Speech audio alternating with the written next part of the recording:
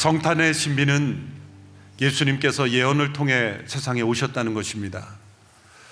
관념 속의, 이념 속의 예언이 아니라, 추상적인 예언이 아니라 구체적인 역사 속에서 때로 그 시기와 인물, 장소, 그리고 그 탄생을 통해 이루어질 그 모든 상황 하나하나까지도 구체적으로 성경에 예언하셨다는 것이죠. 그 예언을 받은 사람들 또한 서로 다른 시대, 서로 다른 상황 속에 있는 사람들이 때로는 알지 못하고 때로는 아는 가운데 장차 오실 예수 그리스도를 예언하셨다는 것입니다. 이스라엘 민족은 바로 이 메시아를 세상에 보내시는 통로로 부르심을 받은 민족이었습니다. 때로 성경에 하나님께서 이스라엘의 수호신인 듯 이스라엘 편에 서서 하나님께서 역사하시는 것을 보게 되는데, 그것은 하나님께서 특별히 보내시는 이 메시아를 보호하시기 위한 하나님의 함께 하심이었습니다. 이스라엘의 모든 역사, 그 역사 속에 나타난 사건 하나하나가 바로 예수 그리스도의 오심과 관련이 있는 것입니다. 특별히 이스라엘 역사 가운데 가장 중요한 역사인 이 출애굽은 장차 오실 예수 그리스도께서 이루실 놀라운 구원을 설명하는 예표적인 사건이었습니다. 그런데 역사적으로 이스라엘에 나타난 이 출애굽을 정치적 운동의 상징처럼 사용된 것은 심각한 오해입니다. 17세기에 영국의 왕실이 왕권 신수설을 이용해서 절대 권력을 만들려고 할 때 올리버 크로멜이라는 분이 이 출애굽을 이용해서 정치적 운동으로 그것을 만들었죠. 1960년대 미국에서 인권운동이 일어날 때도 이 출애굽을 상징화했고, 남미의 해방신학 인권운동이 일어날 때마다 이 출애굽을 상징적인 모델로 삼습니다.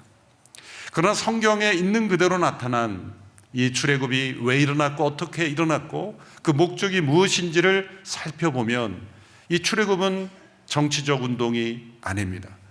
모세를 지도자로 한 백성들이 애굽에 저항해서 민족이 정치적 해방을 가져온 운동이 아닌 것이죠. 이것은 하나님의 초자연적인 사건이요, 전적인 하나님의 주권에 의하여 일어난 하나님의 역사입니다. 이스라엘 백성들은 어떤 운동이, 어떤 역사가 일어나는지도 채 이해하지 못한 채 그저 이끌려 갔을 뿐이죠. 도리어 그들은 애굽으로 되돌아가려 했습니다. 매우 위험해 보이는 여정이었기 때문에 그들은 틈만 나면 애굽으로 가자, 애굽으로 가자, 애굽을 동경했고 다시 돌아가기를 원했지, 그들의 힘으로 어떤 민족적인 저항으로 일으킨 정치적 혁명이 아니었던 것이죠. 이스라엘 백성들을 통해서 나타난 이 출애굽의 사건은 하나님께서 어떤 분이신지를 가장 잘 보여주시는 사건입니다. 하나님은 죄와 악에 대하여 심판하시는 하나님이시며, 동시에 그 하나님은 하나님의 약속에 순종하고 믿음으로 응답하는 자들을 구원하시는 하나님이심을 이 출애굽을 통해서 보여주십니다. 이 출애굽은 하나님께서 모세를 통해서 당시 애굽왕 바로에게 주신 경고를 배경으로 하죠. 출애굽기 11장 4절에서 6절의 말씀을 제가 봉독하겠습니다. 모세는 말했습니다. 여호와께서 말씀하셨습니다. 한밤중에 내가 온 이집트에 다닐 것이다. 그러면 이집트에 처음 난 모든 것들, 곧 왕자의 앉은 바로의 마다들로부터 맷돌 앞에 있는 여종의 마다들까지, 그리고 가축에 처음 난 모든 것들이 다 죽게 될 것이다.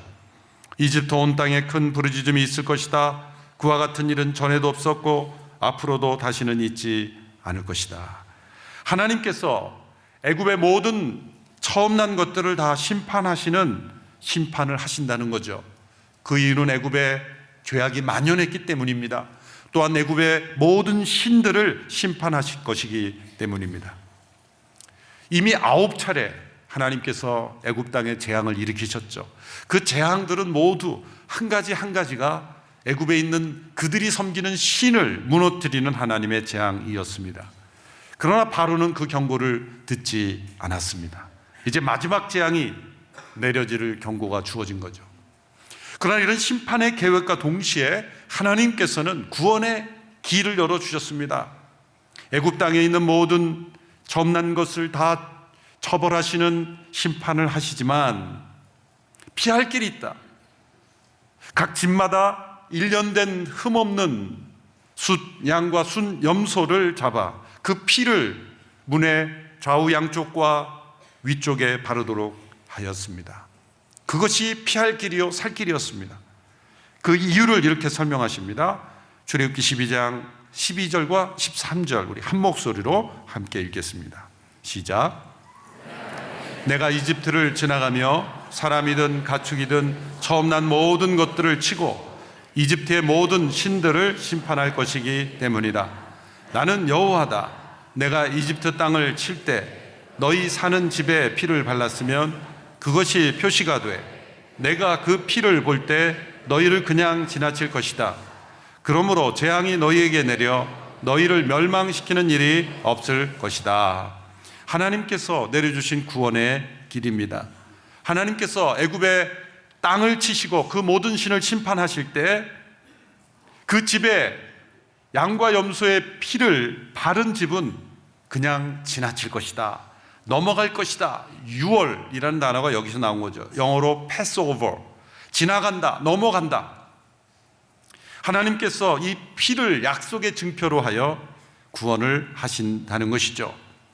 이 사건을 통해 알 수 있는 하나님은 죄와 악에 대하여는 반드시 심판하시는 하나님, 거룩하시기에 그 거룩에 진실하시기에 불이 완전히 소멸될 때까지 꺼지지 않는 것처럼 그 죄에 대한 진노가 완전히 소멸될 때까지 그 진노가 사라지지 않으시는 하나님, 하나님이 이 애굽 땅에 그런 심판을 하신다는 거죠. 그런데 여기서 유념할 것은 애굽 땅에 있는 이스라엘 민족을 구출하기 위해서 이스라엘 민족에게만 준 약속이 아닙니다. 이 말씀을 잘 읽어보면 이집트 땅에 그 심판을 행하시는 거예요. 이것은 어떤 민족이든지 예외 없이 이집트 땅에 그 구역 안에 있는 모든 대상자들에게는 다 해당되는 심판입니다. 하나님의 구원의 약속은 모세를 통해 주어졌지만 그것은 이스라엘 민족들만 들을 수 있는 약속은 아닙니다. 모세에게 하나님께서 다른 민족들에게 이 정보가 유출되지 않도록 해라. 절대 말하지 않게 컨피덴셜하게 소위 보안을 잘 지켜서 꼭 이스라엘 민족에게만 이 구원의 약속을 전해라 라는 말씀을 하지 않았어요. 이 심판은 이스라엘 땅에 있는 애굽 땅에 있는 모든 사람들 곧 이스라엘을 포함한 심판입니다. 왜?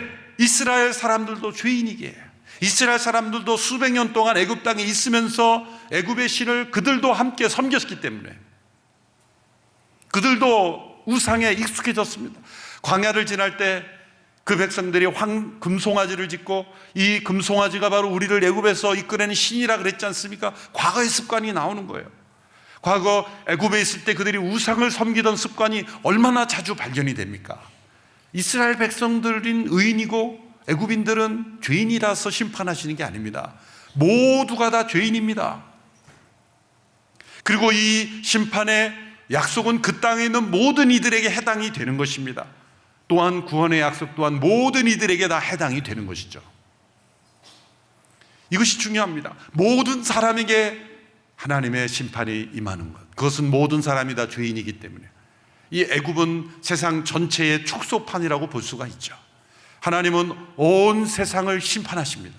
모든 사람이 죄인이기 때문이죠. 하나님은 이스라엘 민족의 수호신이 아닙니다.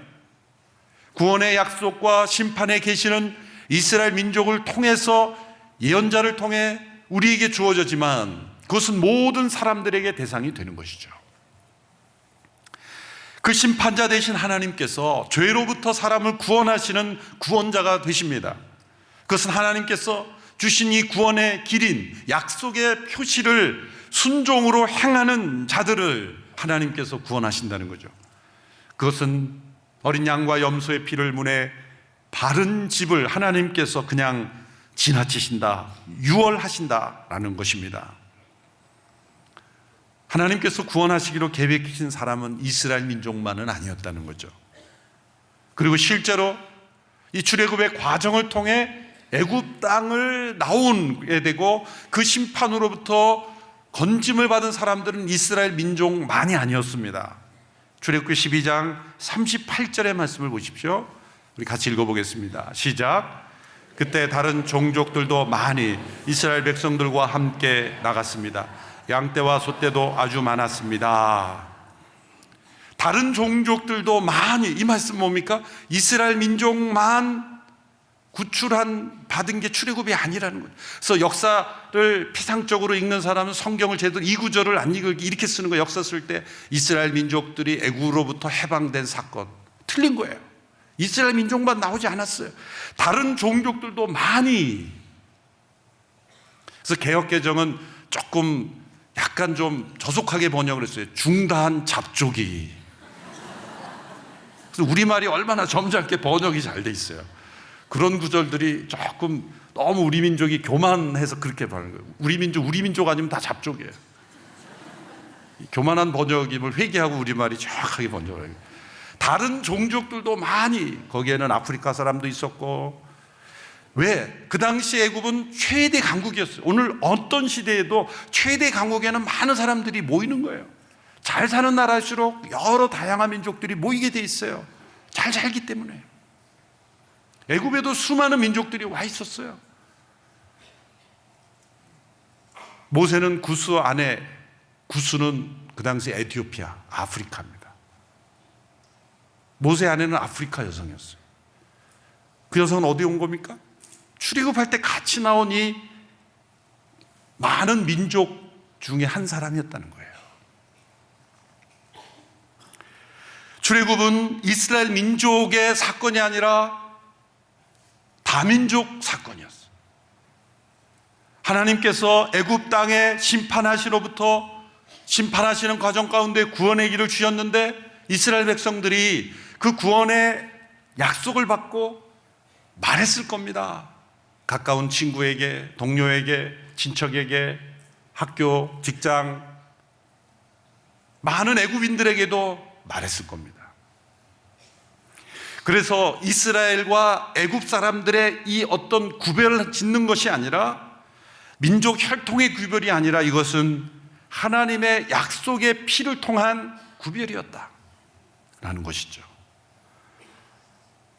하나님께 이스라엘 민족을 애굽으로부터 건져낸 사건이 아니라 그 땅에 임한 하나님의 심판으로부터 건짐받은 사람과 건짐받지 못한 사람의 구별이다. 이것이 출애굽의 진실입니다. 출애굽기 12장 13절의 말씀을 우리 다시 읽어보겠습니다. 시작. 내가 이집트 땅을 칠 때 너희 사는 집에 피를 발랐으면 그것이 표시가 돼 내가 그 피를 볼 때 너희를 그냥 지나칠 것이다.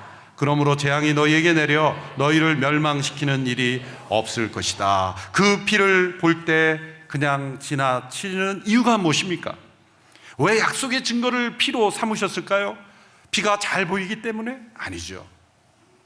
그 피를 증거로 삼은 것은 그 피는 생명의 증거이고, 그 피가 만들어지는 것은 생명이 죽음당한 것이고, 그 죽음당해야 되는 이유는 죄에 대한 대가가 죽음이기 때문이고, 그리고 다른 피를 흘리게 함으로 다른 제물을 통해 하나님께서 사람을 살리시는 도구로 다른 제물을 사용하신다는 계시를 주신 것이죠.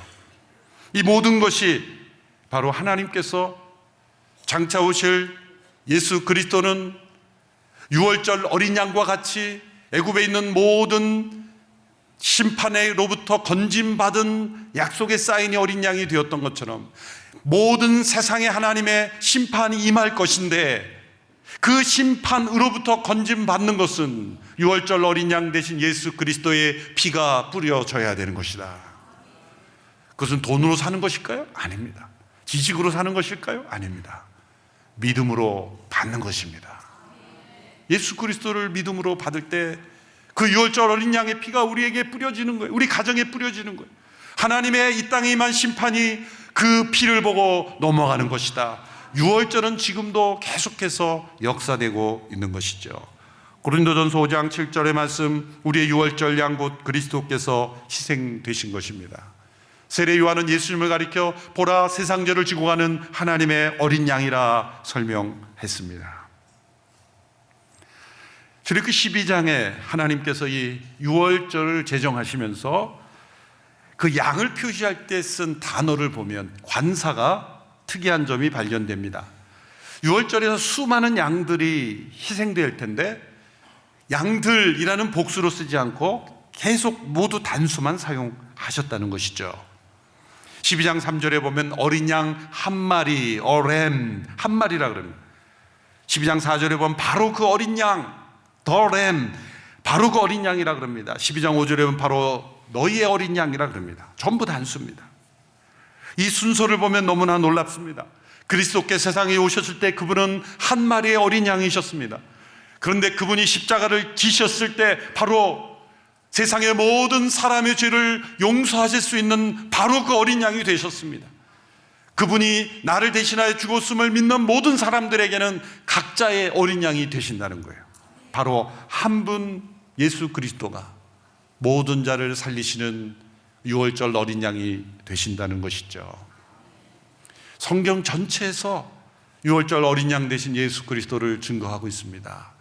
창세기 22장에서도 보면 하나님께서 100세 된 아들을 얻은 아브라함에게 그 이삭을 번제로 바치라고 말씀하십니다.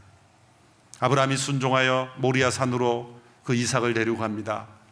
한참 길을 가던 이삭이 아버지에게 의문점이 생겨 질문합니다. 아버지, 불과 나무는 여기 있거니와 번제할 어린 양은 어디 있습니까? 아브라함이 대답합니다. 번제할 어린 양은 하나님이 친히 준비하실 것이다. 아브라함은 다 이해하지 못했지만 믿음으로 고백한 것이 바로 예언적인 대답이 된 거예요. 놀랍게도 하나님께서 아브라함에게 지시한 대로 이삭에게 지시한 대로 행했을 때 하나님께서 막으셨죠. 아브라함아, 아브라함아, 내 자녀에게 손을 대지 말라.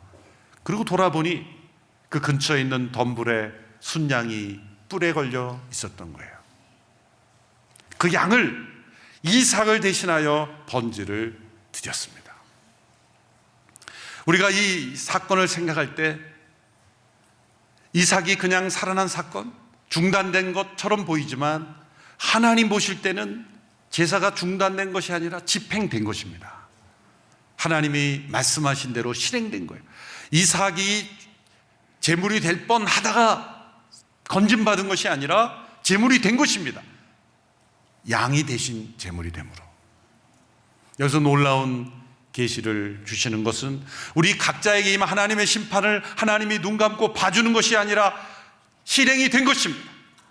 어린 양의 피를 문에 발랐다는 것, 우리의 마음에 뿌렸다는 것은 하나님의 심판이 집행되었다는 거예요.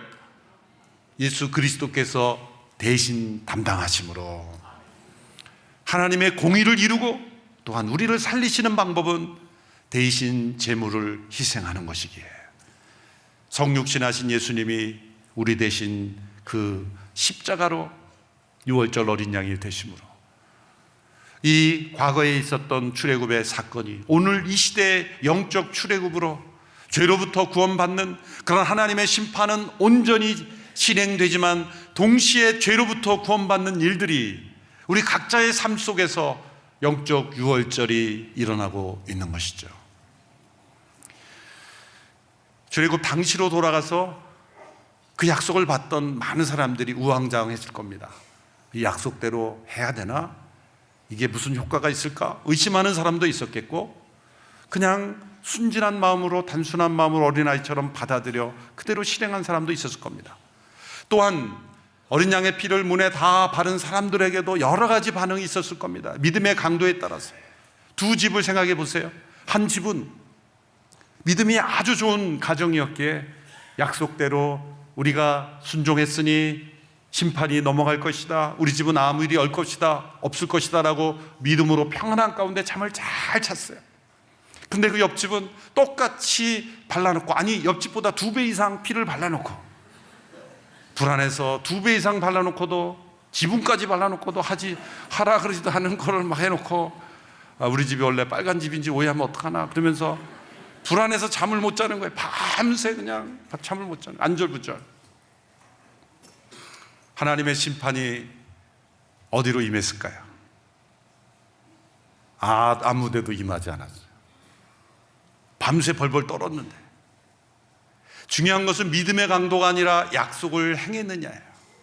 하나님은 피를 보고 넘어가겠다 그랬지 너희의 불안과 믿음을 보고 들어가겠다 그러지 않았어요. 우리 믿음의 확신은 어디서 옵니까? 나의 믿음을 바라보는 것이 아니라 하나님의 약속을 바라보는 거예요. 그 피를 보고 넘어가리니 믿음의 확신은, 구원의 확신은 나의 믿음의 강도에 있는 것이 아니죠. 믿어지면 구원받는 것 같고 믿어지지 않으면 구원받지 못한 것 같은 것이 아니에요. 나의 믿음의 강도에 상관없이 어린 양 대신 예수 그리스도가 행하신 일이 나의 구원의 근거가 되고 그것을 받아 누리느냐 못 누리냐는 나에게 달린 거예요. 믿음에 달려있는 거예요. 첫 번째 집은 믿음, 잠을 잘 잤죠. 두 번째 집은 잠을 못 잤죠. 차이는 뭐예요? 그냥 잠을 못 잔 것뿐이에요. 안 믿으면 자기만 손해예요. 자기만 손해예요. 우리가 다 안 믿어도 진리는 진리거든요. 우리가 구원의 축복을 받아 누리지 않아도 구원이 없는 게 아니라 내가 구원의 축복을 누리지 못할 뿐이라는 거예요. 6월절 어린 양 대신 예수 그리스도가 오셨지만 그 영적 6월절을 누리지 못하는 많은 영혼들이 있어서는 안 되는 것이죠. 우리가 그분이 6월절 어린 양이심을 믿으면서도 그 믿음의 축복을 우리가 누리지 못해서는 안 되는 것이죠. 이번 성탄은 6월절 어린 양 되신 그분이 주신 그 피의 약속으로 인한 축복을, 하나님의 심판이 나에게 이미 실행됐기에 나에게 주어진 이 구원을 누리고 그 구원 속에 살아가는 저희들 될 수 있게 되기를 주님의 이름으로 축원합니다.